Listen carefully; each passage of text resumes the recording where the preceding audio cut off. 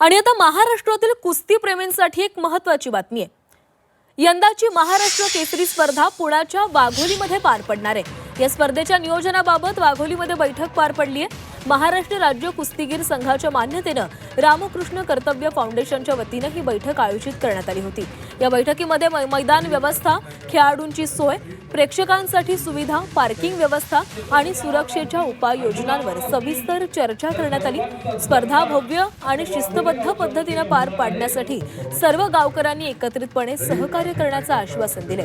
वाघोलीमध्ये होणारी ही स्पर्धा कुस्तीप्रेमींसाठी पर्वणी ठरणार असून जिल्ह्यासह राज्यभरातील नामांकित मल्ल या स्पर्धेमध्ये सहभागी होणार असल्यानं परिसरात उत्साहाचं वातावरण निर्माण झालं।